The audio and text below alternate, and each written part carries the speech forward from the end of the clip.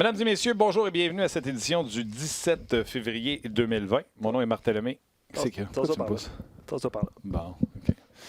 Nouveau décor, pas habitué, vous m'excuserez. On est en direct de RDS. Luc Dansereau, hello. Salut Martin. Ben, ça va? Ça va bien. Yes, sir. Des petites surprises ce matin, mon cher Martin. Du côté du Canadien ou nous autres? Surprise. Les deux. Okay. Ben oui, du côté du Canadien, entre autres. C'est Shea Weber qui a sauté sur la patinoire.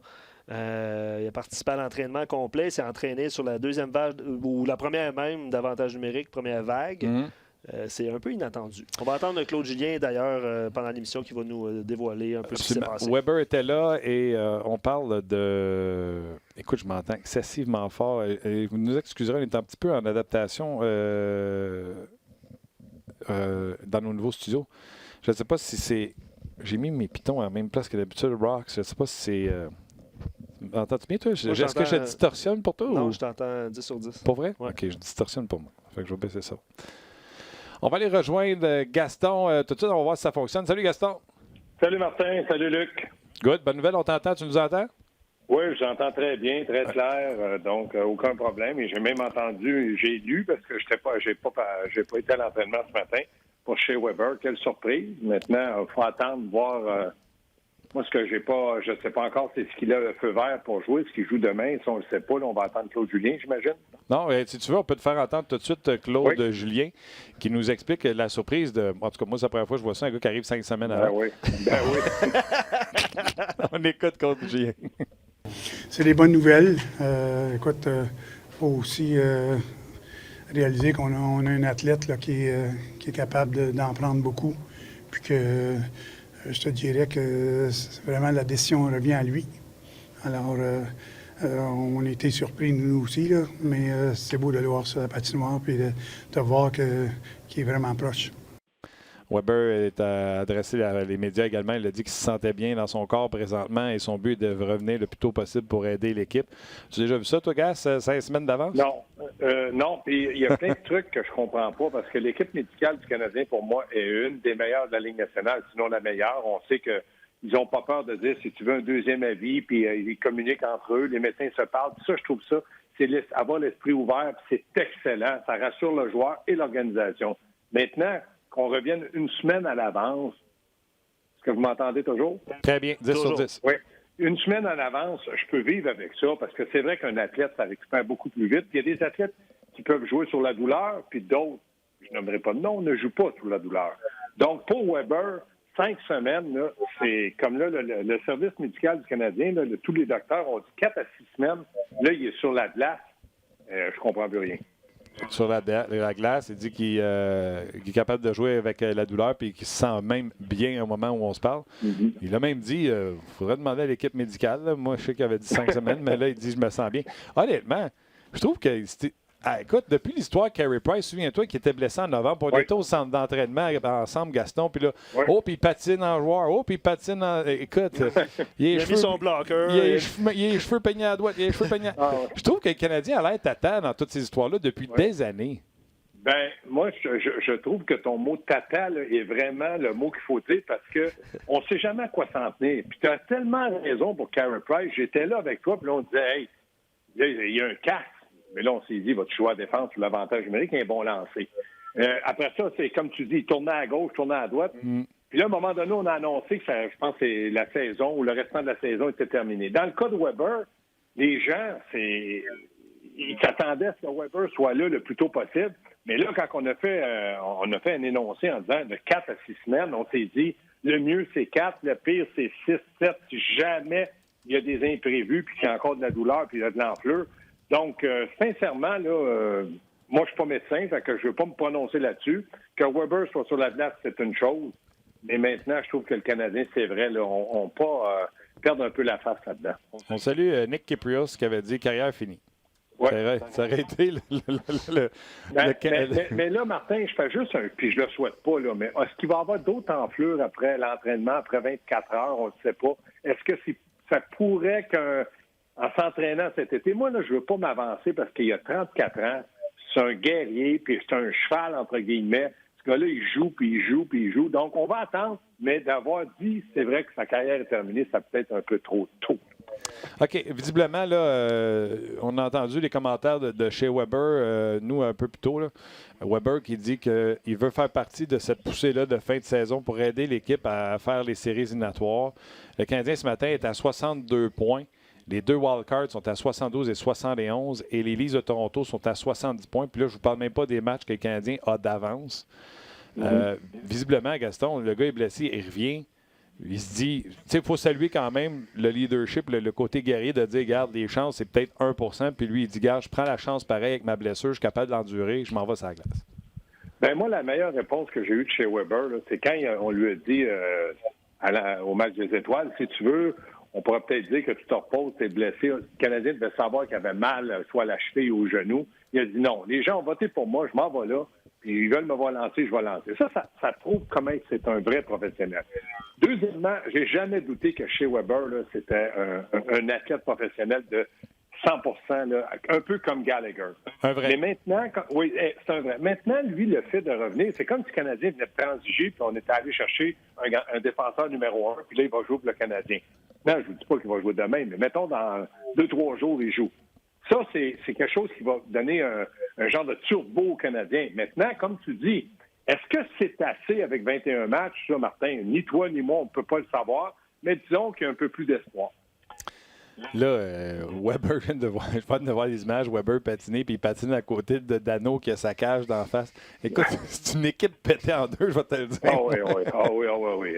Magané, pas à peu près. Drouin a joué blessé contre Pittsburgh. Le lendemain, il ne peut pas jouer. Puis là, il revient lui aussi au jeu.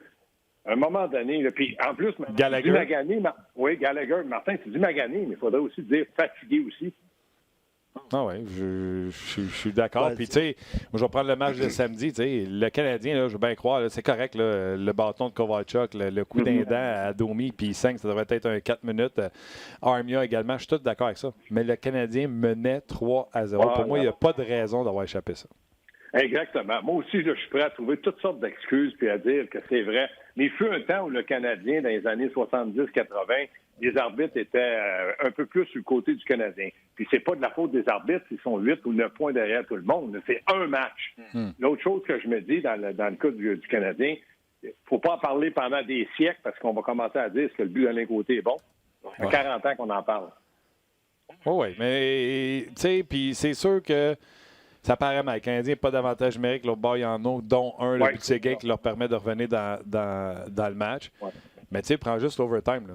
C'est injuste, là, on est d'accord. Là. C'est totalement injuste. Ouais. Le Canadien a 3-4 chances. Bishop fait les arrêts.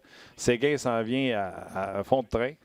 Mais un forehand, backhand, à hauteur des oreilles sur Price, selon moi, ça ne devrait pas rentrer. Puis Mété, 1 contre 1, Martin, avec Victor Mété. Hey, ça va pas bien pour Victor. À rondelle. Mais il n'y aurait jamais eu de lancer aussi. Mais les deux, comme tu dis, est-ce que Price a été faible? Moi, j'ai regardé le match. Est-ce qu'il a été faible? Non. Est-ce qu'il a fait la différence? Non plus. Price doit faire la différence. C'est le genre de pression qu'il subit à Montréal. Parce qu'on n'a pas été capable de dénicher un Christy de backup. Campbell, 7 points sur 8 depuis qu'il est acquis de Toronto. Oui, mais il ne faut pas dire Christy à la radio. Il faut dire Colas, Martin. Ça 100 fois, je te le dis. Christy, on n'a pas le droit? C'est sacré, Christy? Ben oui. Je m'excuse. Rox, notre metteur en ondes, a dit Christmas. Ouais, Christmas. Non. Mais je fais des farces, tu as raison. Tout ça fait en sorte que le Canadien tourne en rond parce que est-ce que là, on va encore surtaxer Carey Price tous les matchs parce que Weber va revenir, puis là, on va avoir encore de l'espoir. Ça finit quand l'espoir, ça finit quand le fait qu'on va surtaxer Carey Price? Moi, j'ai fait le calcul ce matin. Vous savez, j'avais fait le calcul à 99 points, OK? Il y a quelqu'un qui vient de décrire qu'on est à 3 défaites d'être moins 98. Je vais faire mieux que ça. 99 points. Là, je me suis adouci parce que j'ai donné une chance. Oui, c'est ça que j'allais dire. Martin, sois gentil. Baisse un petit peu. OK. Ben, c'est ça que j'ai fait à matin. J'ai mis ça à 97, Gas. Ouais. Il reste 20 matchs. Ouais. Okay. 21? Pas 20? Pas 21? 20 matchs, Canadien. 21 matchs, Canadien. OK, excusez-moi. Donc, mon calcul ne sera pas bon, mais c'est pas grave. Ça donnait ce matin 17, 2 et 1 pour faire 97 points. Fait que je vais vous rajouter un point. Fait que ça 17, 3 et 1. Le Canadien rentre en série. Puis Martin, à 97 points, là, moi, là, je dis, regarde, allons-en à 96 pour être vraiment gentil. Très optimiste. Non, mais c'est pas des farces, on descend à tous les semaines. Mettons, faut en mettre plus un peu. Colique. Mais reste que, Martin, là où je te rejoins, c'est que ça va devenir... Puis tu regardes le calendrier, là, on n'est pas tous des imbéciles. Là, tu regardes les matchs, tu dis, OK, je vais donner une victoire contre cette équipe-là. OK, contre cette équipe-là. OK, contre cette équipe-là. Mais à un moment donné, ils vont tous perdre. Là. C'est ça la question. Ces 4 défaites-là, cette semaine, là, Arizona, Colin, Boston, l'équipe était meilleure au bord. Pittsburgh, l'équipe était meilleure au bord. Puis Dallas perd l'avance de 3 buts. Ça, plusieurs à domicile, en fait, des avances aussi là, de perdus. Je vais prendre quelques commentaires, les gars. C'est sûr que on est à une semaine, évidemment, de la date limite des transactions. On aura l'occasion d'y revenir. Juste quelques rapides commentaires sur Weber. Bernard Ouellette, sur Facebook, il dit, est-ce qu'on précipite son retour, puis il a peur qu'on fragilise la blessure, puis qu'il reparte encore blessé, puis qu'on ressorte une excuse plus tard? Weber a dit là-dessus qu'il n'était pas inquiet il pense pas qu'il peut aggraver sa blessure. Puis de toute manière, si jamais il joue 2-3 matchs, puis qu'il sorte le restant de l'année, peut-être qu'il aurait pu sortir pour le restant de l'année, puis il n'y a plus rien qui va changer. OK, excusez. On attend le prochain. Excuse. Mais vous parliez des chances, tout ça. Simon-Pierre dit les Panthers sont tellement mauvais ces temps-ci. Quoi que tu viennes de parler de la fiche des Campbell, ça donne pas espoir aux Canadiens parce que tu as nommé la fiche. Là. Mais on dirait qu'il y a toujours un petit peu de positif qui rentre. Là, ce que je vois dans les commentaires, c'est les gens sont positifs. Hier, là, je ne sais pas, Martin et Luc, si vous avez regardé une match Buffalo-Toronto, aïe, les revirements. C'était 2-2. Là, ils perdaient, puis là, c'est venu 2-2.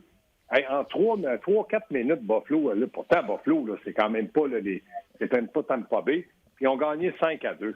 Pas de défensive à Toronto, Anderson n'a pas été moyen hier.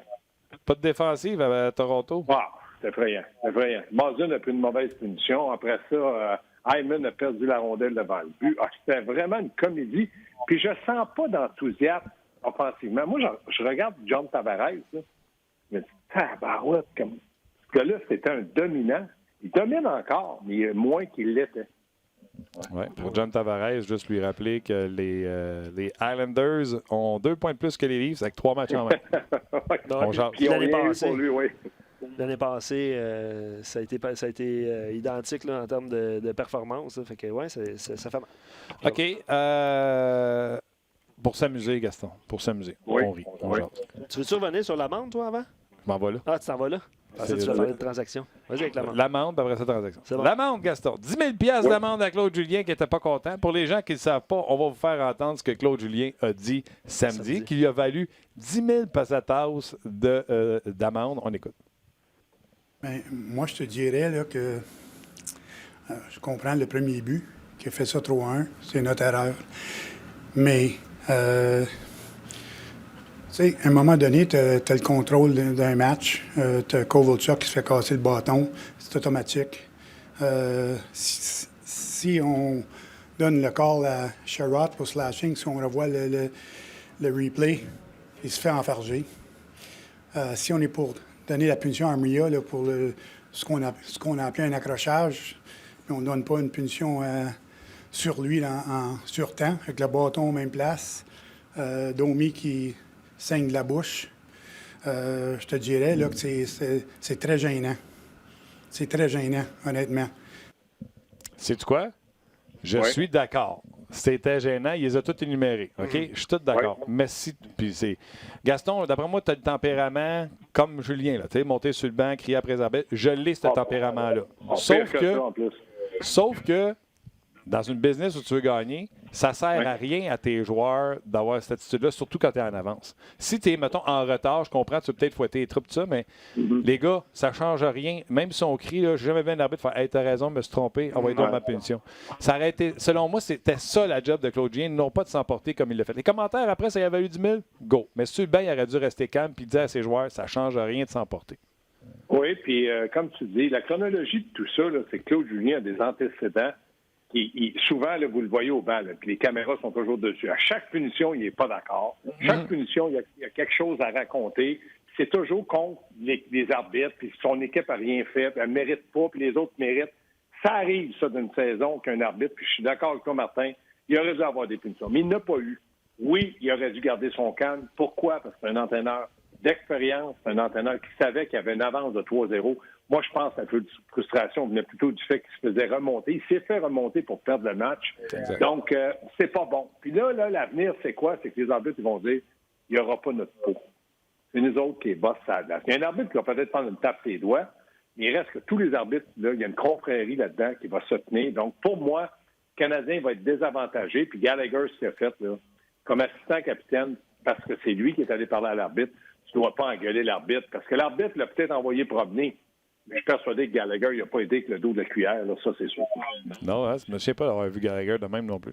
Là, c'était trop poussé. C'était trop. Là. Il y avait de la frustration. Ça, je comprends. Les joueurs, comme tu as dit, la frustration vient du fait que le coach est frustré, les joueurs sont frustrés. Mm-hmm. Au lieu de dire que les gars, calmons-nous, là, ça va pas bien, mais il faut essayer de passer au travers. Exact. Puis là, pour rire, 10 000 $ pour dire que les arbitres sont pourris, mais 5 000 pour cross-checker quelqu'un dans la gorge. Oui. Bon, mais moi, pour le 10 000, Claude, premièrement, je pense que tous les...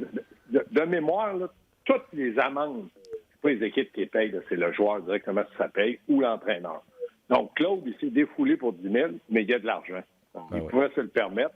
Donc, mais je sentais dans ses propos qu'il ne voulait pas trop en mettre pour pas trop payer. Je sais pas trop, tu sais, quand il dit, il aurait pu dire d'autres choses que c'est gênant ou, tu sais, puis dans le fond, il va payer, puis il n'a peut-être pas donné toute sa pensée qu'il voulait dire. Fait que, mais 10 000, il va le payer, puis c'est tout. Je comprends, mais tu comprends l'ironie de l'affaire, là.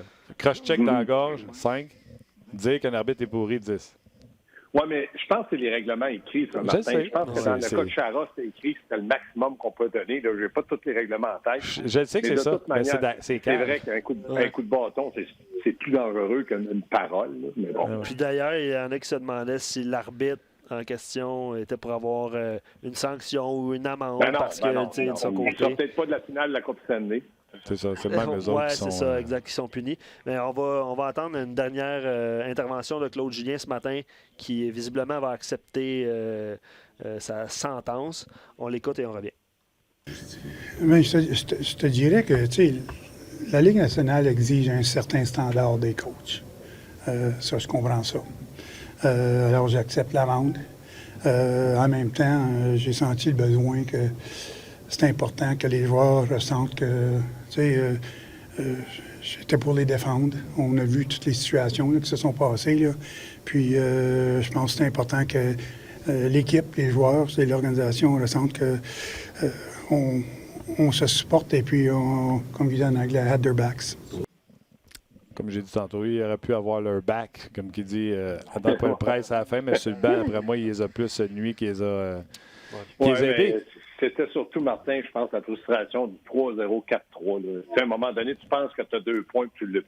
C'est ça. Puis le Canadien s'est mis dans cette situation-là, frustrante. C'est encore plus frustrant parce qu'ils font comme Colin, on se bat pour une place en série. Ben oui, c'est ça. Powerplay de boîte à domicile. Tu perds contre Détroit toutes tes games. Tu perds contre New Jersey la majorité de tes matchs. Des matchs que tu aurais dû gagner. Puis là, tu te ramasses qu'à la fin, tu fais comme j'ai pas le choix, je manque d'air. Sinon, puis là, tu m'enlèves mon air qui me reste. Ben, c'est ça. C'est à toi de mieux jouer précédemment. Puis le Canadien se retrouve dans cette situation-là. OK. Tu voulais parler de transactions, Luc? En fait, Marc-Olivier, plusieurs gens, évidemment. Là. Avec les transactions des Devils en fin de semaine qui ont obtenu quand même beaucoup en échange de Green, Coleman, est-ce que Marc Bergevin doit bouger maintenant ou attendre le 24 février dans le cas de Kovalchuk, Domi ou même Petrie? Est-ce que c'est cette semaine que ça va se passer pour les Canadiens ou est-ce que ça va être vraiment à la date limite lundi? Oui, vas-y, Gas, c'est vraiment bon. C'est vraiment bon ce que les Devils ont eu en retour. Là. Oui, exactement, parce que c'est des joueurs plus ou moins âgés. Là. Je sais que 37 ans dans le cas de Green, je pense, il est joueur autonome. En tout cas, moi, vous connaissez ma position. Moi, j'étais très actif quand j'étais entraîneur, autant en Europe qu'en dans les Légion majeure d'équipe, les transactions. Quand je voyais que je pouvais améliorer l'équipe, je me disais, c'est aujourd'hui que je la fais. Puis je me disais, faut pas que j'essaie d'avoir l'autre équipe. Si lui est content, puis moi je suis content, c'est parfait. Donc, pour moi, oui, il faut transiger, parce que je pense toujours que l'avenir et le présent, ça sera pas facile. Puis j'aimerais ça avoir quelque chose comme, tu sais, je me dis, à chaque fois, pourquoi nous autres, on peut pas le faire, puis les autres équipes le font? Ils payent peut-être un peu cher, les Devils ont reçu peut-être pas mal. Non, ça se fait des transactions. Il s'agit de vouloir. Maintenant, si tu surestimes tes joueurs, exemple Petrie, Tatar, pour Tatar, il n'y a pas un joueur qui est intouchable pour moi, mais un gars de 25 buts, 25 à 30 buts par année pour moi, avant de l'échanger, il faut que tu m'en donnes pas mal. Si je calcule que ce que tu me donnes va m'aider au présent, au futur, oui, il va partir. Sinon, je le garde. Pour Petrie, je pense toujours qu'il y a une grosse valeur. Si Green ils ont eu du côté des Devils, qu'est-ce qu'ils ont eu pour Green, je pense que Petrie a une meilleure valeur encore. Donc, moi, je serais toujours à l'écoute d'une transaction. Jamais je dirais, non, il est intouchable, je ne l'échangerai jamais. Tu sais jamais ce qu'on peut t'offrir pour un joueur, mais tu as le droit d'écouter et tu as le droit de dire non. Dans le cas de Petrie, Pierre Lebrun l'avait dit sur nos ondes, s'il était disponible par le Canadien de Montréal, il serait certainement le joueur le plus convoité, en tout cas à la défensive. Puis il reste un an de contrat, fait qu'on peut penser que Green, qui sera autonome, qui est un vieux piton qui n'avance plus, bon leadership, qui ont eu un 2 et David Kenville, tu peux assurément t'assurer que pour un Petrie, tu aurais un premier choix plus. Oui. On est d'accord là-dessus. Oui. Tatar, qui reste un an de contrat comme Coleman, et là, Coleman vient de pogner 20 buts pour la première fois de sa vie. Là. Tout un 5 pieds 11, un travailleur honnête, c'est pas une star. Tatar, c'est plus productif. On va dire ça comme ça. C'est plus productif que Coleman avec un an de contrat. Fait que s'ils ont eu un premier et leur ancien premier choix en Nolan Foote et non pas Carl Foote, le Canadien peut penser à avoir la même chose pour un Thomas Tatar. Puis j'avoue que ça m'a ébranlé de voir qu'est-ce qu'on avait eu pour et Martin, ils peuvent avoir un peu plus que pour Tatar qu'ils ont eu Coleman. Parce que Tatar, pour moi, une meilleure réputation. Il est établi il y a 28 ans, 29 ans. Donc, à partir de ce moment-là, il reste encore 4-5 bonnes années, puis il n'est pas assigné cette année, mais l'an prochain. Donc, pour moi, sa valeur est meilleure que Coleman. Ouais. Avez-vous remarqué, by the way, que Tatar avait un A sur son chandail en fin de semaine? Oui, tu as le droit à 4 lettres pendant un match. Donc, Weber n'étant pas là, ils ont donné le A. Puis, il méritait. Moi, je pense que c'est un gars qui... il donne beaucoup pour le Canadien. C'est pour ça que je dis, avant de l'échanger, faites attention. On ne l'échange pas pour l'échanger. On l'échange parce qu'on pense que ce qu'on va avoir en retour va vraiment nous aider aujourd'hui et demain. Je suis d'accord avec vous autres. Là. Bravo pour son A. Là. Thompson n'était pas là. Weber n'était pas là. Fait qu'on a mis le A sur Tatar. Je suis tout d'accord avec ça. Mais Tatar avant Dano? Ça, sincèrement, moi, c'est pas grave. Là. Vous allez me dire, tu n'as pas besoin d'une lettre pour avancer. Je suis d'accord. Et c'est simplement quand l'équipe te donne une lettre, que ce soit en début de saison ou pendant la saison parce qu'il y a un blessé, ça prouve qu'ils t'ont en estime et te respectent énormément pour ce que tu fais sur la glace et dans le vestiaire. Oui, parce que souvenons-nous, au début de l'année, Tatar prenait des mauvaises pénalités, Claude Julien a dû y parler, tout ça, donc il doit avoir un respect envers Tatar. On ne fait pas ça comme tu l'as dit, c'est pas un tirage au sort, ça, là. Non. Puis même, on aurait pu dire du côté du Canadien, on a 3 lettres à la glace, c'est assez. Là. C'est juste que tu as le droit à 4 lettres, puis le Canadien a dit, bon, on va témoigner un peu de respect. Et moi, ça me fatigue que Dano soit jamais considéré là-dedans. Je trouve que Dano, c'est un gentleman. Il joue blessé. C'est 150 000 à l'heure à chaque match. On n'a rien à reprocher à ce gars-là. Si on veut y reprocher quelque chose, là, c'est pourquoi, moi, la question, on va dire, que j'y reproche à Dano, c'est pourquoi tu ne comptes pas 50 buts par année? Ouais. C'est ça que j'y reproche. Non. Regarde, on va souhaiter du meilleur temps avec le Canadien. De toute façon, on s'en regarde. On va en avoir d'autres cette semaine, Gas. Parfait. Fait que, ça ne sera pas facile toute la semaine. C'est 3 matchs à l'extérieur, mais calculez que Détroit et Ottawa, ce sont 2 matchs que le Canadien se doit de gagner. Il me semble qu'on a entendu ça souvent cette année. Oui, je le sais. Mais c'est vrai, mais on a toujours espérance, nous autres aussi, match après match, de dire, là, c'est sûr, ils vont y aller. Détroit ne joue pas bien, ils perdent, ils n'ont plus rien à gagner. Il faut qu'ils y aillent. Oui. Non. Écoute, ça sera à suivre. Le match est demain, bien sûr, sur RDS. On se rejoint cette semaine, Gas. Parfait, les gars. Salut. Attention à vous autres. Salut, Gaston. Ouais. Pendant ce temps-là, Alexis Lafrenière se claque un but 6 passes hier. Oui.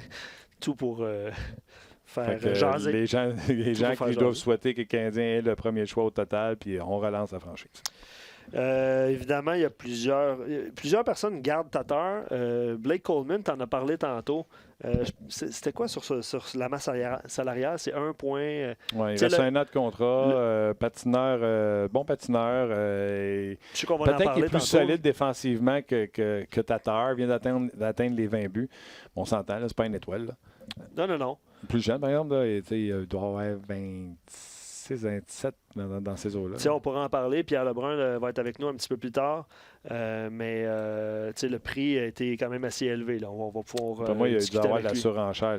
Puis c'est toi qui avais un bon point tout à l'heure sur Coleman. Vas-y, gêne-toi pas, dis-le. Non, Coleman, en fait, c'est que le Lightning, la masse salariale du Lightning est assez haute. Donc, c'est un des seuls joueurs que le Lightning pouvait se payer là, dans la mesure où est-ce que tu fais l'exercice du cap salarial pour le rentrer.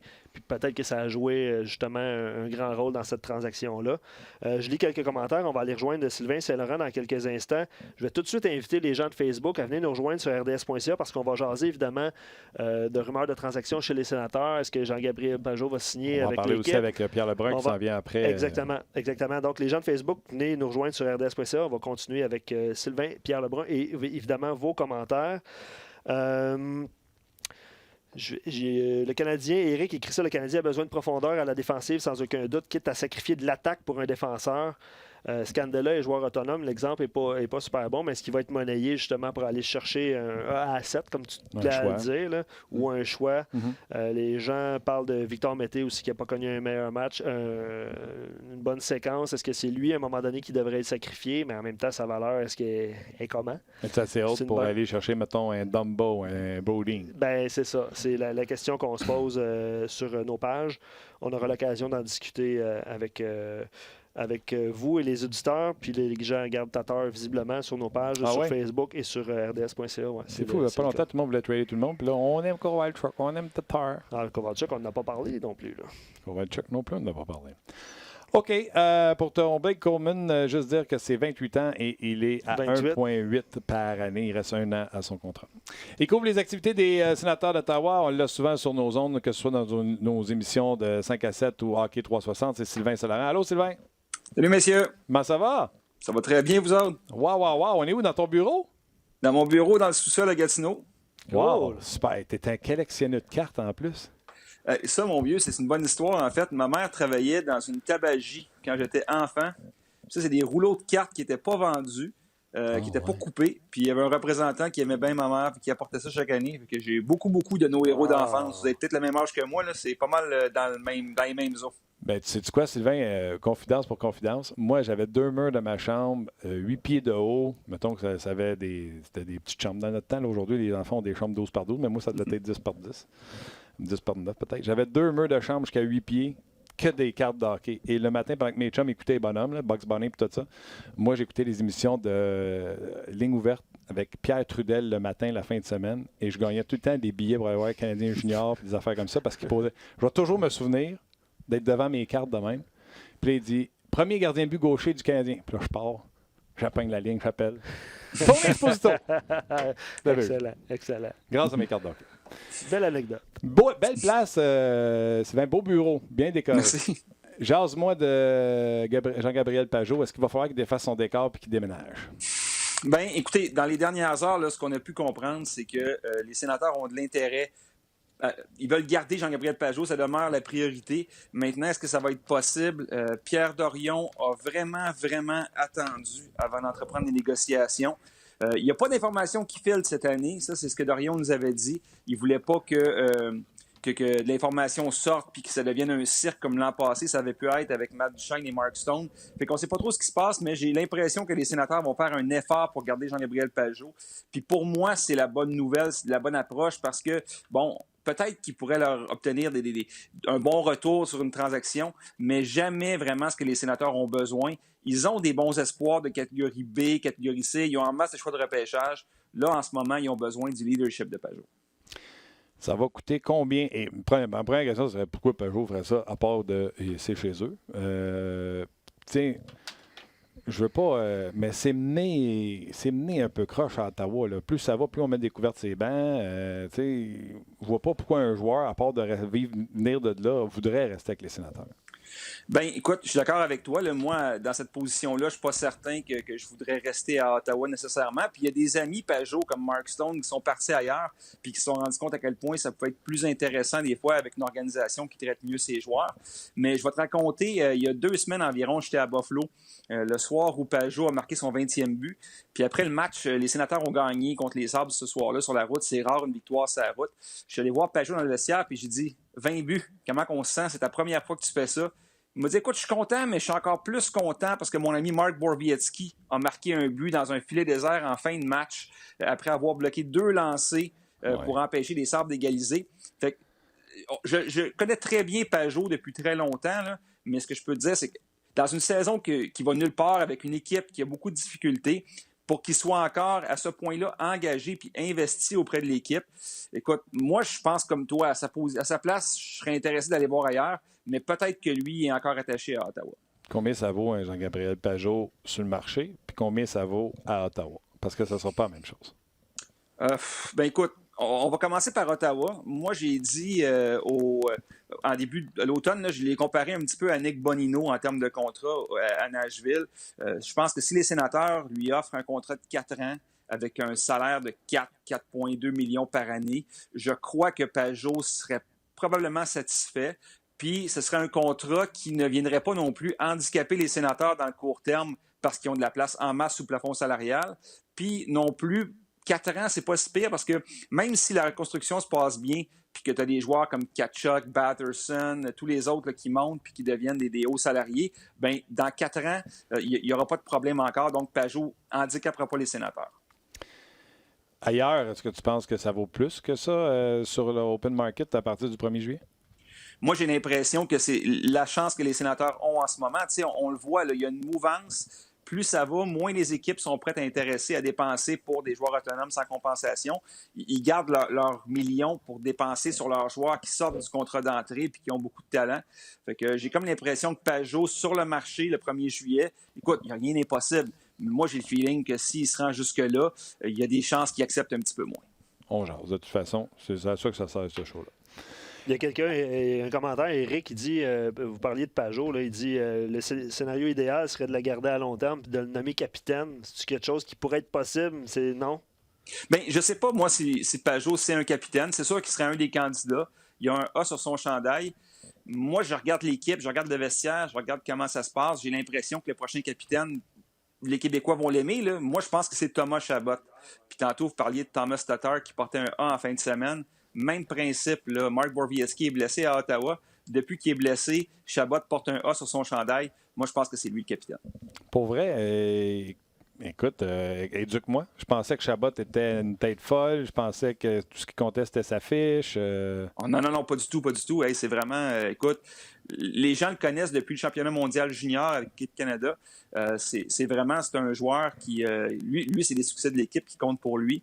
Dans le hockey junior aussi. C'est un introverti. C'est pas un gars qui prend beaucoup de place. Puis c'est pas un gars qui va rechercher le spotlight. T'sais. Quand les portes du vestiaire s'ouvrent aux journalistes, c'est rare que Chabot est là. Mais quand on demande à lui parler, c'est un gars qui a une très, très bonne tête sur les épaules. En ce moment, pour les partisans des Sénateurs ici, il y a 2 candidats pour être capitaine, soit Chabot ou Brady Tkachuk. Moi, je pense que pour la maturité, c'est Chabot le candidat. Wow. Qui d'autre les Sénateurs pourraient échanger pour essayer de nous donner un show lundi? Là, parce que tu sais que des fois, ceux qui vont faire le show à partir de 6 heures peuvent s'ennuyer. Oui, puis moi, je vais être à Ottawa justement avec vous autres. Et ça, des fois, c'est très, très long. Qu'on te le souhaite. Écoute, le gros de la vente de feu, il y a eu lieu l'an passé avec Mark Stone, avec Matt Duchesne. Là, cette année, les Sénateurs ont plusieurs joueurs qui pourraient être échangés, mais ce n'est pas des grosses vedettes. Le Pageau, c'est le principal. Sinon, ben, il y avait Mark Borowiecki qui apporte un élément robustesse, mais là, il s'est blessé à potentiellement long terme, fait qu'il est plus ou moins échangeable. Dylan DeMello, pour moi, est un excellent défenseur, droitier. Si j'étais le directeur général des Sénateurs, je le garderais, mais il pourrait partir parce qu'il est joueur autonome sans compensation. Sinon, ben écoute, déjà à partir de ces 3-là, là, ça commence à devenir très, très mince. Tyler Ennis, Vladislav Namestnikov, peut-être Chris Tierney. C'est pas des gros noms. OK. Puis Mono Kansé, non, personne? Ah, ben écoute, si Green au New Jersey a obtenu un bon retour, Ron Hainsey, c'est le même principe. Là. Oui, mais non, je parlerais Green avec Ron Hainsey, mais écoute, es-tu surpris du prix payé et pour Green, un 2 puis Canfield, et pour Coleman, qui était un premier, puis Nolan Foote? Oui, ben écoute, Coleman, là, je comprends, là, comme Luc disait tantôt, c'est sûr que le Lightning ne peut pas viser plusieurs cibles différentes, puis ils ont acheté un joueur pour 2 ans, mais je pense qu'on le savait un peu. Tu sais, c'est pas un marché d'acheteurs cette année, c'est un marché de vendeurs. Il n'y a pas beaucoup de joueurs qui sont disponibles, mais c'est certain qu'en ce moment, là, les joueurs qui ont été vendus ont rapporté des grosses valeurs. Qu'est-ce que tu attends lundi? As-tu des gros noms? Là? Parce qu'à Ottawa, on pense que c'est tous pas mal des joueurs de soutien. T'attends-tu à des gros noms qui pourraient partir? Puis qui tu penses qui sont les acheteurs les plus agressifs? Ben, ça va être intéressant de voir ce que les Bruins de Boston vont faire à la suite du grand coup porté par Tampa Bay. Le Lightning a déjà remporté ses 10 derniers matchs. Fait que les Bruins ne vont pas vouloir rester en plan, dans l'Est en tout cas. Dans l'Ouest, peut-être que le fait que le classement est tellement serré, ça va favoriser peut-être un petit peu là, des joueurs qui vont devenir agressifs. Puis pour ce qui est des joueurs intéressants, écoute, là, je regarde comme vous autres la liste des joueurs qui sont disponibles, que les réseaux préparent. Il n'y a pas grand-chose. Écoute, je nous le souhaite peut-être pour tout le monde parce qu'on aime ça, c'est notre journée. J'espère qu'il va y avoir en quelque part peut-être un joueur ou deux surprises à qui il reste une année ou deux à leur contrat qui va réussir à partir. Une question d'un auditeur, Sylvain. Je ne sais pas si tu peux nous donner des nouvelles de Bobby Ryan. C'est Ben qui se demande ça. Qu'est-ce qui se passe dans son cas présentement? Bobby Ryan s'entraîne avec l'équipe. Sinon, il est isolé. On n'a pas eu la chance de lui parler encore. Il n'a pas donné d'entrevue. Mais on lui a posé la question à DJ Smith par rapport à Ryan. Et puis, il avait l'air à nous dire qu'il restait encore 2 ou 3 semaines de remise en forme. T'sais, on parle d'un joueur qui a raté depuis le mois de novembre, donc décembre, janvier, février, 3 mois qui n'est pas avec l'équipe, donc qui n'est pas en forme. Moi, je m'attends à le revoir début du mois de mars dans l'alignement. Puis à ce moment-là, ça va être de voir qu'est-ce qu'il peut donner à l'équipe après avoir suivi justement le programme d'aide aux joueurs. Puis après, on l'espère débarrasser de ses problèmes. Oui, de ses démons. Espérons que tu puisses avoir un bel été d'entraînement, avoir chassé ses démons, puis venir se faire une rédemption, si tu veux, à partir de l'an prochain, puis remporter le trophée du plus beau retour. Hey, c'est ce qu'on lui souhaite, rien de mieux que ça. Belle prédiction. Merci beaucoup. OK, avant que je te laisse, on s'entend-tu que le repêchage va dicter comment long ça va être pour les Sénateurs, le repêchage de cette année, parce que Erik Karlsson va leur donner un sapristi de bon choix de pêchage. On n'aurait jamais pensé ça. Et parce que les Sharks sont coulés à pic. Fait que là, ils vont se ramasser avec 2 choix dans le boulier. Ils pourraient, tu sais, on jase, ils ramassent 1 et 4. Là. Ça te change une franchise. Puis ils en ont besoin parce que, écoute, malgré tous les bons jeunes joueurs qu'ils ont, il leur manque encore 1 ou 2 gros attaquants d'impact. Tu sais, je vais vous donner l'exemple. La semaine passée, Norman Flynn était à l'Arena à Canada. Puis en conférence de presse de l'entraîneur, il a demandé au coach, il dit, écoute, DJ, c'est qui ton centre numéro 1 dans le système? Puis au début de sa réponse, DJ Smith a dit, ah, ben écoutez, les joueurs qu'on va repêcher cette année en première ronde pourraient nous aider. Donc, c'est vous dire à quel point ces choix-là sont importants. Non, et puis, ça prend Normand pour arriver avec une question que, pas gêné, moi, je m'en sac de toi. Hey, c'est qui ton centre numéro 1? Ça, c'est énorme. Il a raison, tu sais, tout le monde capote sur les sénateurs d'Ottawa, là. C'est pas White, c'est pas Batterson, c'est pas Nick Paul, c'est pas... tu sais, de ce grand centre là, que je voulais que le Canadien repêche puis que les sénateurs avaient pris puis qui prend Logan Brown, qui prend une éternité à être dominant. Et, finalement, c'est pas ça. Bien, en fait, ils ont beaucoup de joueurs, d'après moi. Tu sais, le nouveau terme qui vient de faire surface en anglais, le middle six forward. Ah oui. Des joueurs de 2e ou 3e trio. Ça, les Sénateurs en ont en abondance. Mais un de vrai centre numéro 1, ça, ils n'en ont pas encore. Donc, les 2 choix dans le top 5, top 6, ça va être un gros morceau dans la construction. C'est sûr. Sylvain Saint-Laurent, un gros merci. On rappelle aux gens que tu vas être avec nous autres lundi là, avec toute l'antenne d'RDS pour nous jaser de ce qui se passe au niveau des transactions, s'il y en a du côté des Sénateurs d'Ottawa. Je te remercie beaucoup d'avoir participé au show. Et bonne journée. Bye. Salut Sylvain. Un beau bureau. Sais-tu quoi? Ça me fatiguait les cartes en arrière. Je regardais, je reconnaissais. Ouais. Je reconnaissais en maudit. C'est drôle, il y a plein de... avec le frame bleu, là, je les ai eu, ces cartes-là. Plein de gens l'ont souligné aussi, que c'était un très beau décor. Beau bureau. Puis Martin, il y a plein de monde qui sont, ceux qui nous écoutent en direct, en vidéo, qui s'inquiètent de notre situation. On n'est pas assis. J'ai reçu un paquet de messages. Qu'est-ce que vous faites, les gars? Vous avez perdu vos chaises, tout ça? On fait des squats. C'est ça, c'est bon pour Martin. Hein? Oui, la remise en forme, c'est très important. OK. On va essayer d'établir la communication avec Pierre Lebrun dans quelques instants. Mais en attendant, on va lire vos commentaires et vos suggestions de transactions.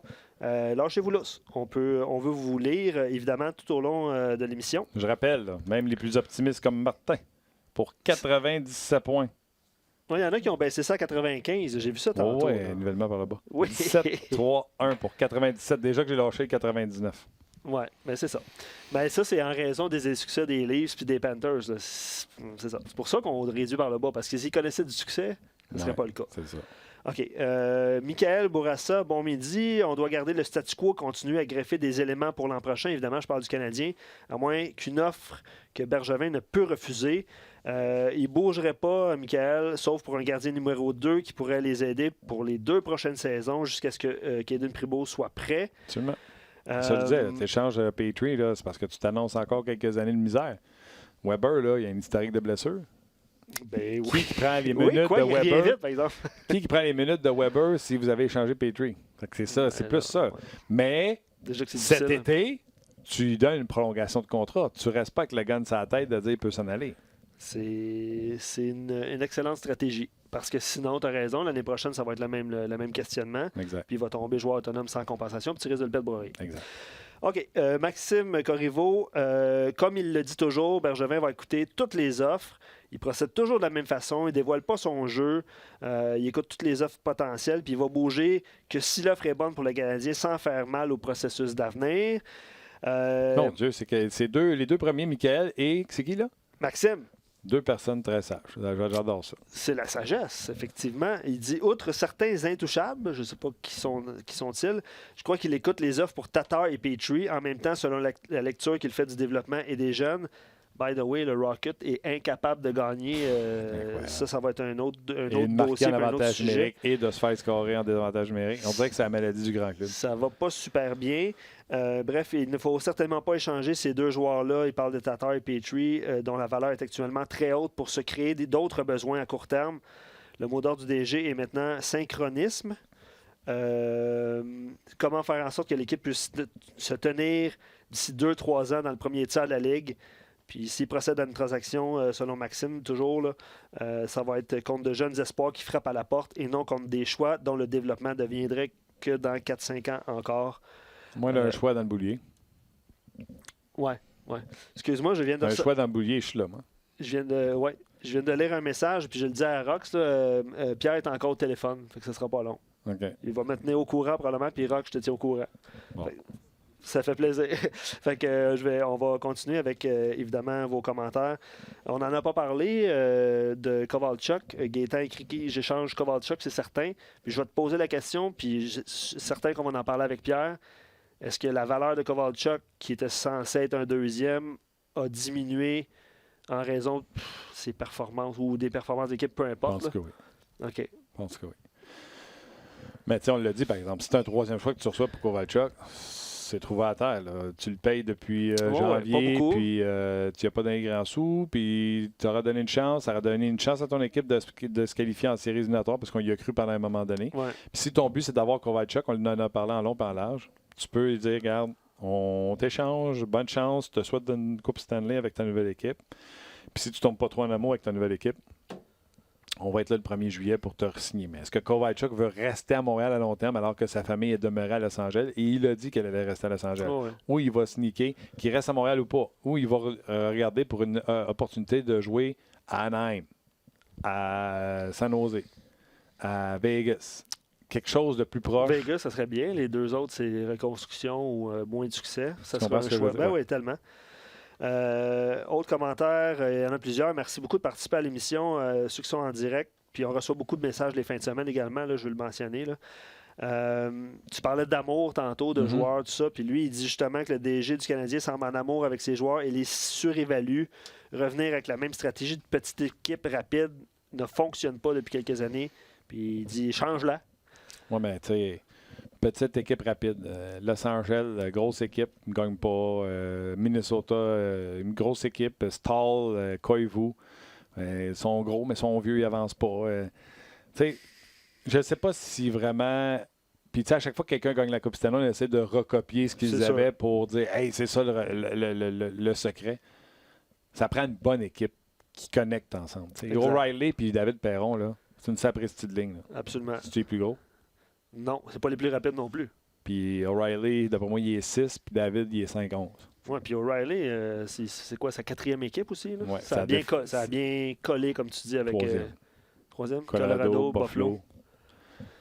Mais tu comprends? Ben oui, ça prend une bonne équipe pour gagner. ouais. Des défenseurs exceptionnels, puis c'est pour tout ça. le monde soit en santé au même moment. Exact. C'est ça. Anthony, avec le marché qui est complètement fou. Mais monsieur va pouvoir me dire, ben Martin, il y a une différence entre 5 pieds 11 puis 6 pieds puis 5 pieds 8. Je vais vous dire, vous avez raison. Présentement, oui. On le voit là, sur les images. 6-2. OK, 5. Ah, mais c'est pas super. 5, 9, 8, 9. Étiré. Anthony, avec le marché qui est complètement fou, je vends Tatar à Edmonton.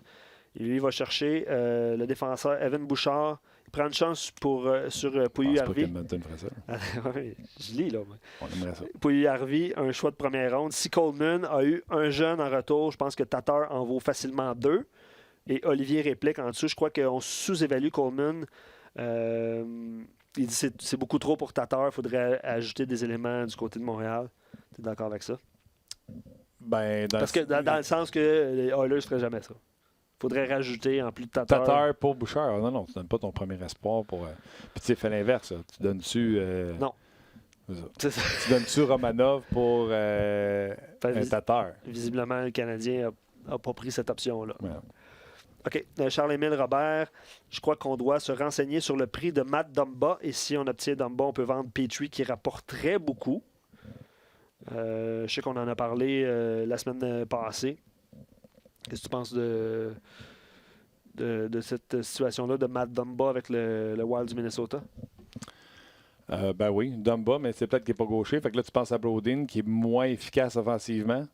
Tu moyen d'avoir les deux, mettons? C'est des rêves, mais là, c'est un auditeur, Luc, qui. C'est pour ça que je disais, ça vient de descendre, qui relate un tweet de Pierre Lebrun. OK, ouais. Qui dit Marc Bergevin et Millen Bay seraient au match Tampa-Colorado. Là, ça a glissé. Je ne l'ai pas. Oui, à Denver. Je l'ai perdu, donc. Je vais aller voir justement. Possibilité. Ça se peut que l'Avalanche cherche un peu de profondeur. Donc, le Canadien va voir qui Tyson Jost. Tantôt, Pierre Lebrun me disait qu'il était au téléphone avec un DG. Peut-être qu'il y a eu cette information-là. Puis je ne sais pas, il l'a tweeté à quel moment. Là. Mais on tente toujours d'établir la communication avec lui. Puis plus le temps avance, puis moi, on va avoir de temps avec Pierre. Mais bref, on espère le rejoindre bientôt. Autre commentaire. Question facile. Quoi exactement? Mais pas de transaction et un repêchage selon ce que les Canadiens doivent faire cet été. C'est la même histoire, sinon pire l'an prochain. Donc, il reste le marché des transactions et le marché des joueurs autonomes cet été pour espérer que les Canadiens fassent un bout en série. Mais Marc l'a dit aussi, là, souvent les transactions se font avant le marché des joueurs autonomes pour préparer ton équipe. Tu sais, ça se fait l'été. Ouais. Lorsqu'on y avait demandé là, au marché des joueurs autonomes, c'est toujours la même chose. C'est la pire place pour faire des erreurs. Les équipes se construisent l'été. Puis ta réponse pour Pierre Lebrun, ben, au lieu de nous appeler, il est après tweeter. Parce que ça fait 3 minutes qu'il a tweeté ça pour Marc Bergevin, Scott MLMB. Il est peut-être au téléphone. Il est visiblement au téléphone avec quelqu'un, là, puis il relaie l'information. Puis on va essayer de l'avoir dans quelques instants. Ben pose la question, Cam Fowler et Jacob Silverberg à Anaheim serait-il intéressant? Pour le Canadien. Non, mais on donne quoi? Ah, OK. Ça, il ne mentionne pas, là. C'est des joueurs corrects, tu sais. Ça serait Silverberg, c'est un bon joueur honnête, bon dans les deux sens de patinoire. Fowler, je l'aime beaucoup. Est-ce qu'il sous-performe avec les Ducks d'Anaheim? Peut-être. Moi, je crois à ça. Des fois, il y a des joueurs avec qui on avait beaucoup d'attentes, sont un peu castrés dans une équipe, changent d'équipe, puis boum. L'exemple. Jeff Petrie a fait beaucoup mieux que Montréal qu'il faisait avec les Oilers de Edmonton. Il était dans une autre chaise ici à Montréal. Ben Chera. Même si c'est juste une saison. Oui, tu as raison. Bon point. Nicolas Mathieu, il a été hyper... On va quand même aller voir combien de temps il reste sur son contrat. Vas-y, tu parles de Fowler? Nicolas Mathieu. Ouais. Nicolas Mathieu, j'ai été hyper étonné d'apprendre que le Canadien est meneur dans les mises en échec. On est forcément plus gros qu'avant, mais je pense que faire des mises en échec veut dire qu'on n'a pas la possession de la rondelle, puis il fait un beau petit sourire. Ouais, bon point. Je trouve ça excellent. Toujours pas de Pierre. On travaille fort pour avoir Pierre. Nolan nous relate ou nous transfère la rumeur Tatar premier en 2020, deuxième 2020 plus Pelletier ou Valimaki. Puis là, il repose une question de Jacob Pelletier des Flames qui était repêché l'année passée. Jacob Pelletier, vraiment intéressant comme retour. C'est quoi? Et Valimaki, défenseur. Pelletier ou Valimaki. Un ou l'autre, OK. Et Tatar, premier 2020, deuxième 2020. C'est ce que je lis là, en même temps que... OK. Nous, on donne Tatar et un premier? Ben, c'est ce que je comprends. C'est ce que je comprends du message. Ben non. On ne donnera pas notre premier cette année. Non. T'es sûr qu'il ne dit pas Calgary le premier? Écoute, c'est soit moi... Premier Calgary, Valimaki contre Tatar. Ça serait... oui, excuse-moi. J'ai vraiment mal lu. Okay. Je voyais le VS, mais je le voyais très ça serait un excellent retour. Valimaki, défenseur... un espoir avec les Flames de Calgary. OK, on poursuit avec vos questions et commentaires. Vous êtes nombreux à nous écrire. Éric, admettons que les Canadiens échangent Tatar et Kovalchuk. On se trouve avec qui comme ailier gauche pour jouer avec Dano et Suzuki l'an prochain? Ça revient à dire ce qu'on disait au début là, avec cet échange Petrie, qui va jouer, qui va prendre les minutes. Mais dans le cas d'un attaquant, tu te dis, t'as Kotkaniemi qui s'en vient, t'as Poehling qui est proche d'être prêt, ça se dit ça? Ah oui. T'as Paul Byron qui n'a pas joué de l'année, tu te dis que tu peux en sortir. Et on se dit la vérité, un ailier gauche, sur le marché, je ne te dis pas que ça va être Tatar et qu'il va mettre 25 buts, mais c'est beaucoup plus facile de trouver un ailier gauche sur le marché qu'un défenseur droit qui va jouer 25 minutes. C'est sûr. On jase. C'est sûr. Ouais. Puis beaucoup d'auditeurs aussi se mettent à rêver Jake Bean et un premier en Caroline pour Tatar et un petit bonbon. Je ne sais pas c'est quoi le petit bonbon. Jake Bean. Jake Bean, c'est un régulier avec les Oilers d'Edmonton cette année. Fait que je pense pas qu'il soit... C'est quoi qu'il voulait qu'il nous donne? Moi, je pense pas que... Tatar et un petit bonbon pour Jake Bean et un premier. Non, je pense pas que les Oilers sont en... Bean avec... OK, j'avais Bear. Excuse-moi. Je vais aller voir Jake Bean. Oui, Bean avec les Hurricanes de Caroline. Écoute, je pense que son développement n'est pas à la vitesse qu'on pensait.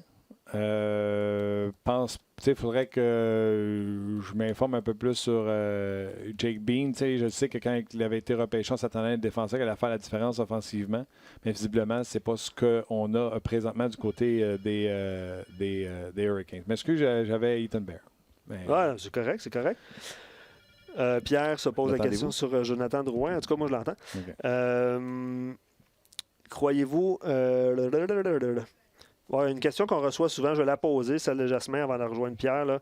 Croyez-vous que Jeff Molson pourrait mettre de la pression sur Bergevin afin d'avoir des premiers choix cette année parce que le repêchage est à Montréal? J'ai reçu cette question-là plusieurs fois. Je ne pense pas qu'il y a besoin de mettre de la pression. Je pense que Marc Bergevin connaît son job. T'sais. Moi, je pense que la fois où c'était clair qu'il y avait un message du propriétaire, c'était sur l'histoire des joueurs de centre. Quand il avait dit en point de presse en fin de saison, là, des centres, là, t'es tanné d'entendre qu'il n'y en a pas et qu'il faut repêcher sans prendre des centres. Puis là, Marc Bergevin avait fait le repêchage de Kotkaniemi, l'échange pour Suzuki, Domi, Galchenyuk, puis on avait essayé tout de suite de Domi au centre. OK, on va aller profiter de sa présence. Pierre Lebrun, salut! Salut, Martin. Excuse. Je faisais une entrevue avec Tom Fitzgerald des Devils. Finalement, ça a été un peu trop longtemps, je m'excuse. Pas de problème. Zéro problème, Pierre. C'est pour ça qu'on jase, parce que tu parles avec des gens qui sont directement, ils ont les mains dans la salade. Puis en même temps que tu faisais ton entrevue avec lui, tu as même eu le temps de tweeter sur Marc Bergevin et Scott Mullenby. T'es une machine. Écoute, j'essaie. Oui, selon mes informations, Marc Bergevin et Scott Mullenby sont sur la liste de la passerelle pour ce soir à Denver. Oh! On sait que le Lightning a déjà bougé, pas beaucoup de place sur la ramasse salariale. Colorado était supposément dans le derby pour Coleman. Je ne sais pas si tu as eu ça en jasant tantôt. Non, bien évidemment, Fitzgerald ne va pas mentionner les autres équipes. Il a tout simplement dit qu'il y avait plusieurs équipes avec des offres assez sérieuses pour Blake Coleman. Puis toutes les offres, c'était choix de première ronde, puis un très bon jeune espoir. Alors, ça a été vraiment... La raison que Tampa a dû payer cher, c'est qu'il y avait de la compétition. Comme j'ai tweeté hier, Colorado, oui, était une des équipes qui s'est essayée sur Coleman, mais à la fin de la journée, on sait que ça passait bon de leur côté. Non, exactement. Et c'est sûr que les gens se mettent à penser pour Coleman, qui est un bon joueur, là, on va s'entendre. Il reste un an à 1,8 million, a franchi la barre des 20 buts. Un travailleur honnête, les gens se mettent à se demander qu'est-ce qu'un Tatar vaut. Est-ce que ça vaut un premier et un jeune joueur comme les Devils ont eu? Parce que c'est un excellent retour sur Coleman. Oui, probablement que ça le vaut. La différence, par exemple, c'est que de 1,8 million pour Coleman, c'est en moitié de la raison que tu vas chercher un Nolan Foote, un choix de première ronde. Ouais. Fait que dans le cas de Tatar, qui est probablement meilleur offensivement que Coleman, un peu moins costaud, mais il fait plus d'argent. Ça, c'est ainsi de l'année, c'est un peu plus difficile pour les équipes. Ça ne veut pas dire que le Canadien ne pourra pas bien faire dans une chance pour Tatar. Oui, il pourrait bien faire, mais il est quand même... Tatar est 4,8 par année. C'est 3 millions de plus que Blake Coleman. Exactement. Donc, on paye parce que c'est les joueurs qu'on est capable de faire, excuse-moi le terme, fitter en dessous de la masse salariale. C'est pour ça qu'on a payé pour Coleman. C'est justement ça. Puis dans le cas de Tampa, c'est vraiment... Julien Brisebois a payé cher, mais faut que tu comprends qu'il y a plusieurs raisons pour cet échange-là. Non seulement c'est le fait que le Lightning espère de gagner cette année, puis Coleman, c'est un bon joueur. Ça, c'est la partie qui est évidente. Mais cet été, ça va être difficile, encore une fois, pour le Lightning. Anthony Cirelli, qui a besoin d'un nouveau contrat, aïe, un des très bons jeunes centres dans la Ligue nationale maintenant. Sergachev, qui a besoin d'un nouveau contrat. Et le nouveau contrat de Vasilevski commence la saison prochaine. Alors, il y a des mots de tête pour le Lightning. Alors, un joueur comme Coleman qui fait 1,8 million, qui peut te donner ses 25 buts par année, ça vaut très cher à une équipe comme le Lightning qui veut gagner d'ici quelques années et qui a des problèmes de masse salariale. Oui, il y aura des décisions à prendre du côté du Lightning. C'est une superbe observation. OK. Et les Islanders qui paient un deuxième et Kenville pour Andy Green, qui visiblement, les meilleures années sont derrière lui, mais un bon vétéran, leadership. Oui, puis évidemment, un joueur que Lou Lamoriello connaît très bien. C'est lui qui l'a amené au New Jersey. C'est drôle parce que moi, un des joueurs que j'avais peut-être prédit pour les Islanders, parce que je savais qu'ils cherchaient pour un défenseur, un vétéran, c'était Ron Hainsey, parce que Lou Lamoriello avait signé Ron Hainsey à Toronto. Mais c'est quasiment de la même veine, dans le sens qu'un joueur de presque la même âge, puis un joueur que Lamoriello connaît très bien. Alors, c'est le style d'échange de Lou Lamoriello. Je dois dire, encore une fois, que je pense que ça a été un prix assez haut, parce que Andy Green avait une clause de non-échange à 100 %. Alors, il l'a dit hier, Green, il n'y a pas vraiment d'équipe que moi j'aurais dit oui pour un échange, mais évidemment, me rendre encore une fois avec Lou Lamoriello, puis le fait que sa famille, il y a deux petits gars, Andy Green, sa femme et ses deux petits gars, ils peuvent rester à leur maison au New Jersey pendant qu'ils jouent à l'autre côté de la ville avec les Islanders. Fait qu'il y a des raisons qui ont été évidentes pour lui de dire oui, mais ça ne veut pas dire qu'il aurait dû jouer une équipe dans l'Ouest. Pour cette raison-là, j'étais surpris que Tom Fitzgerald est capable d'aller chercher un choix de deuxième ronde parce qu'il n'y avait pas vraiment un gros marché. Fait que c'est du bon travail par Fitzgerald, qui est directeur gérant à l'intérim, qui essaie de se prouver à ses nouveaux propriétaires, puis s'en va chercher Nolan Foote, un choix de première ronde, puis un choix de deuxième ronde dans 2 échanges hier. Oh oui. Oh. Peut-être de quelqu'un à la porte, Pierre. Mon chien n'est pas d'accord avec moi. Pourtant, c'est logique. Non, honnêtement, puis tu sais, il ne déménage pas, il se retourne faire dodo à la maison. Là, c'est pas assez loin pour pas être. Donc, c'est aucun déménagement en allant jouer pour les Islanders. Exactement. Il y a un article sur le rds.ca, c'est selon le chroniqueur Bruce Garroch. Il parle que les Panthers pourraient être vendeurs parce que c'est plus difficile dernièrement. Je suis un peu surpris. Il parle des noms de Hoffman et d'Adonov. De quel côté seront les Panthers? Acheteurs ou vendeurs? Je pense un peu des deux. Hoffman, j'avais été le premier, je pense, à sortir son nom il y a quelques semaines. Je ne sais pas si ça rappelle Martin, mais j'avais mentionné la possibilité dans un de mes textes à l'Athletic qu'Hoffman pourrait se faire vendre. Et qu'en fait, les Panthers ont demandé pour sa liste d'équipes parce qu'il y a une clause d'échange à 10 équipes. Puis ils ont demandé pour sa liste en fin décembre à Mike Hoffman. Mais, tu sais, on va pas le donner non plus. Là. C'est un gars qui compte beaucoup de buts. Mais je pense que l'idée, c'est que s'il y avait moyen de vendre Hoffman et d'aller chercher un défenseur, soit directement ou soit indirectement, c'est quelque chose que les Panthers, selon mes informations, pourraient faire. Mais je pense que, à cause de leurs problèmes récemment, je pense que Dale Talon, ça va être très intriguant de voir ce qu'il fait parce que je pense qu'il pourrait faire un peu des deux. Vendre et acheter. Mais la chose que je te dirais, c'est que c'est des échanges qui vont aider l'équipe, non seulement pour cette année, mais pour les années qui s'en viennent. Alors, il ne veut pas faire des échanges nécessairement pour sauver la saison, mais surtout pour améliorer l'équipe pour quelques années. Parce que je peux croire que Bobrovski a des difficultés, mais je peux pas croire que c'est tout lui. Là. Selon moi, les Panthers doivent donner des chances A+. Et de là, on veut renforcer la défensive là-bas. Là. Totalement. C'est ça vraiment là, qu'ils ont besoin. C'est Et Keith Yandel a de la misère, Mike Matheson a de la misère. On n'est pas assez bon défensivement sur les Panthers. C'est pour ça que, par exemple, comme un gars comme Brendan Dillon serait parfait. Mais le problème, c'est que Brendan Dillon, il joue autonome le 1er juillet. Ouais. Fait que, chez les Panthers, on n'est même pas sûr de faire des séries. Alors, tu sais, est-ce qu'on va chercher Dillon pour le signe? Il y a toutes sortes de possibilités, mais c'est le genre de défenseur qui pourrait aider la Floride. Alec Martinez, lui, il est signé pour une autre année. Ça serait un autre joueur. Je sais que les Panthers ont parlé de son nom à l'interne, selon mes informations. Alors, ça serait une autre option, ça. J'ai vu passer, à un moment donné, le nom de Vincent Trocheck. Moi, c'est un gars que j'adorais. Et depuis qu'il s'est blessé, il n'est pas revenu au même standard qu'il avait. Est-ce qu'il va réatteindre ces standards-là à un moment donné? As-tu été surpris d'entendre son nom? Oui, puis non. Je pense que ça serait un exemple si une équipe ferait un offre qui bougerait les Panthers. Ça serait peut-être la façon d'aller chercher un très bon défenseur.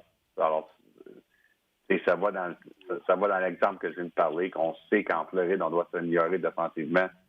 J'ai pas l'impression que les Panthers appellent les équipes pour dire « Hey, on écoute sur Vincent Trocheck ». Mais je pense que ce qui arrive, surtout dernièrement, c'est que les équipes appellent, on n'a pas le choix au moins d'écouter. Parce que tu sais jamais ce que tu vas te faire offrir. C'est ça que Tom Fitzgerald m'a dit aujourd'hui du côté de Blake Coleman. Il n'a jamais appelé les équipes, lui, pour dire que Blake Coleman était sur le marché. Mais les équipes ont commencé à appeler, et finalement, il y a comme 5 offres à la table, c'est le choix de première ronde pour un très bon jeune espoir. T'as plus le choix, qu'à t'es New Jersey. Fait que des fois, c'est de même qu'il y a des échanges qui se font où c'est pas un joueur que tu pensais d'échanger, mais les offres deviennent trop intéressantes.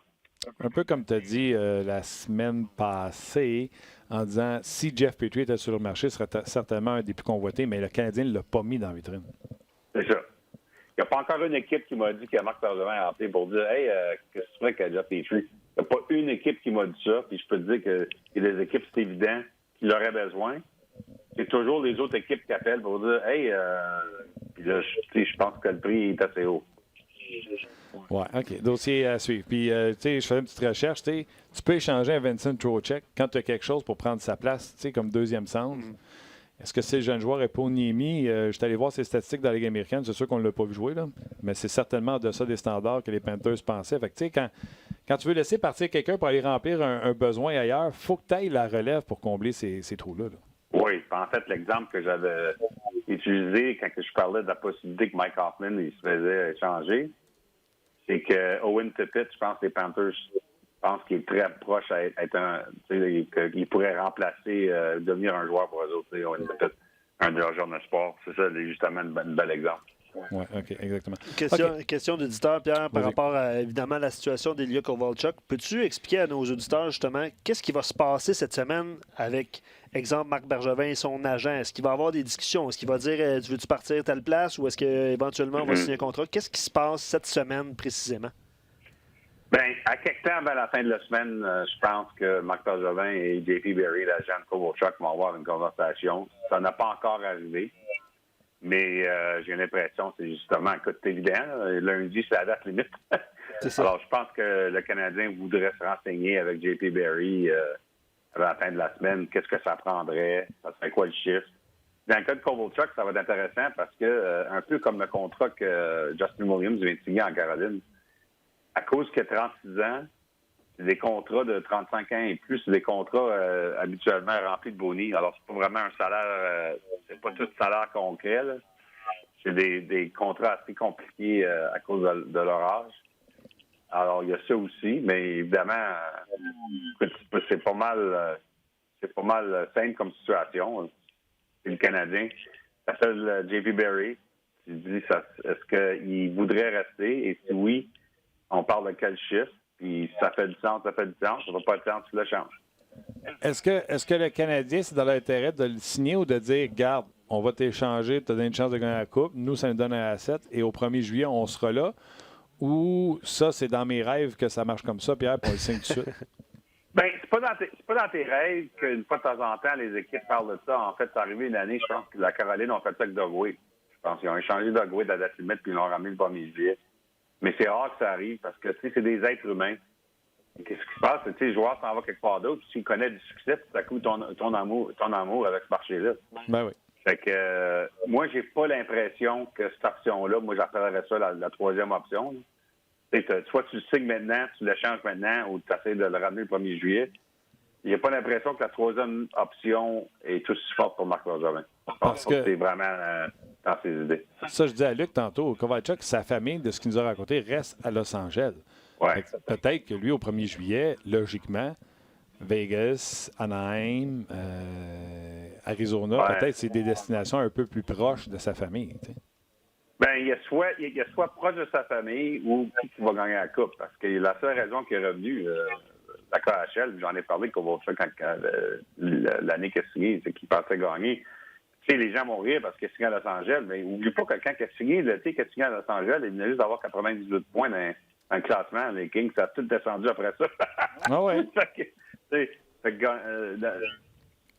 Je pense pas qu'il va jamais l'admettre, Ilya Kovalchuk, mais je te garantis, selon moi, c'est juste mon opinion, là, que si Ilya Kovalchuk aurait été capable de contrôler son avenir après que les Kings se sont divorcés de lui au mois de janvier, au mois de décembre, que ça aurait été les Bruins de Boston qui auraient signé.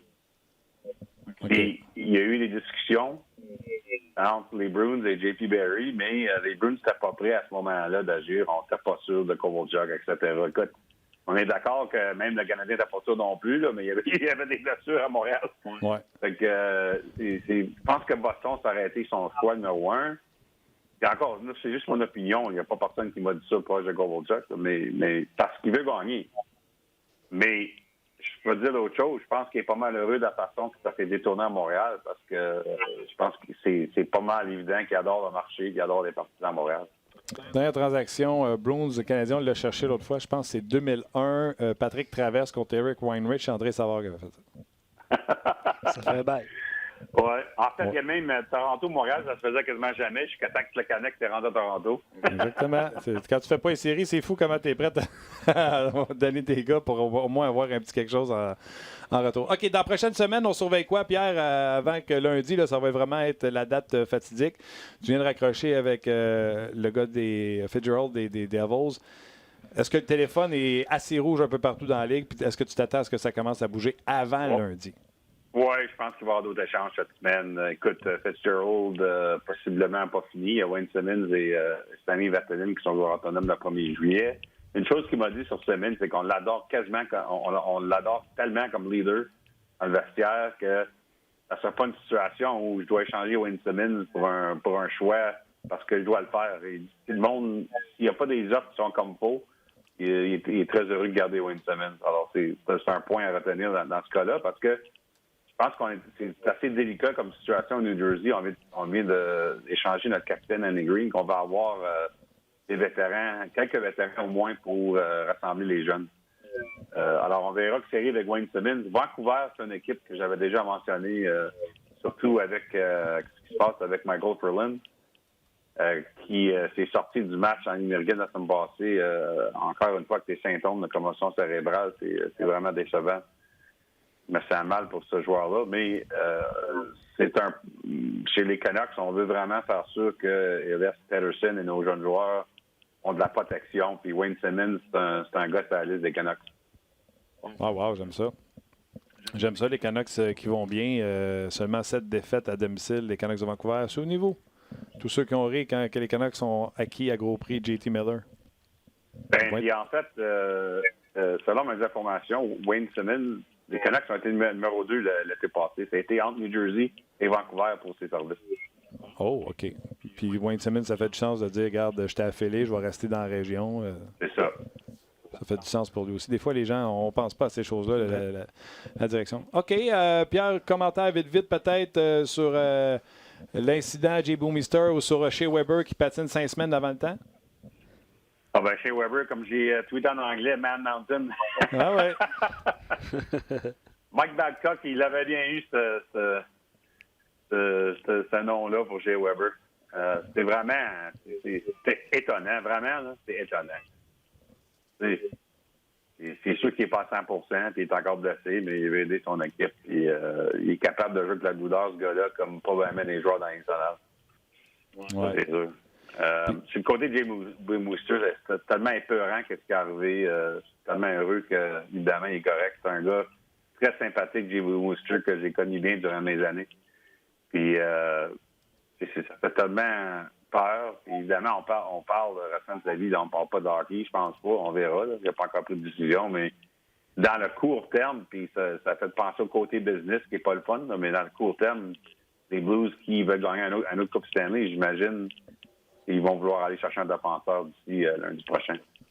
Ce serait intéressant à suivre ça. Puis ça serait un défenseur gaucher parce que du côté droit, avec Pietrangelo, Parayko et Falk, on est ferré. Du côté gauche vient de s'être affaibli avec la perte de Bonister. Fait que les options pour Saint-Louis, probablement, ça serait un joueur de location. Ça serait soit Brendan Dillon ou Marco Scandella.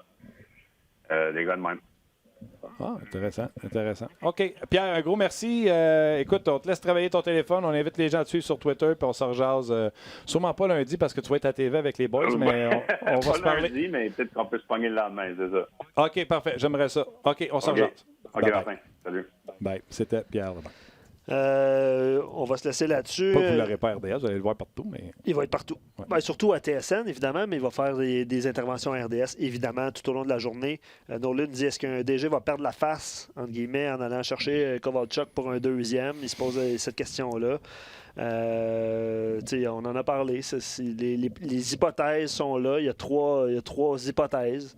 On va voir ce qui va garder, l'échanger ou il dit va-t'en, on va t'en signer. Moi, comme j'ai dit, je pense que Kovalchuk, comme Pierre il dit, il veut gagner la Coupe, pas à Montréal. Puis il veut être plus proche de sa famille, pas à Montréal. Non.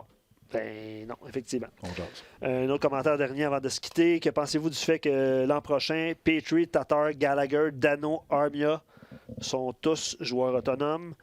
Il ne croit pas que le Canadien pourrait les remettre tous sous contrat. Il ne fallait pas le dire, mais c'est ça. Il y a des choix à faire. Est-ce que ça va se faire là, à la date limite des transactions? Est-ce que ça va se faire l'été prochain? Est-ce qu'on va annoncer des signatures? Mais c'est vrai qu'à un moment donné, à la masse, tu ne peux pas garder tout le monde. Puis si tu veux rentrer des jeunes, est-ce que ça va être cette semaine que ça va se décider ou plus tard? C'est la question que se pose cet auditeur. Est-ce qu'il y a? T'es enroulé dans ton fil, puis à toute fois que tu tournes, mon gars, ça fait... OK, j'espère que ça paraît pas trop. Mais t'as raison. C'est une question, c'est vrai, c'est ça. Moi, service. Ah, mais là, on peut-tu clore l'émission avant? Ah, tu veux que je fasse une pirouette? Non. Ah, mais c'est parce que le fil... Non, c'est pas grave, ça, qu'on va le faire. On le voit pas. On le voit pas. C'est de t'entendre qui est épouvantable. Merci, Martin. Regarde-moi c'est très gentil. Tu vois, on entend moins. Bon, tant mieux. Merci de ton aide. Ça fait plaisir. Good. Canadien Red Wings demain avec Shea Weber et Paul Barron. Peut-être, parce que les deux ont patiné ce matin. Donc, 5 semaines à l'avance, alors qu'il était supposé de prendre sa retraite. Une blessure qui allait mettre fin à sa carrière. Shea Weber. On n'a pas d'équipe en série, mais on a un guerrier, un vrai, en Shea Weber. On va retrouver Guy demain, hein? Oh oui. Ben, je pense. Ben oui. Guy va être là. Merci à Pierre Lebrun, Sylvain Saint-Laurent ainsi que Gaston. Luc Dansereau, un gros merci. Merci Martin. Merci Roxane qui opérait cette navette spatiale-là pour la première fois, un gros merci également. Et merci aux médias sociaux à Rock. Rock. Merci Rock, un gros merci. Bravo. On se rejase demain pour une autre édition de On Jase.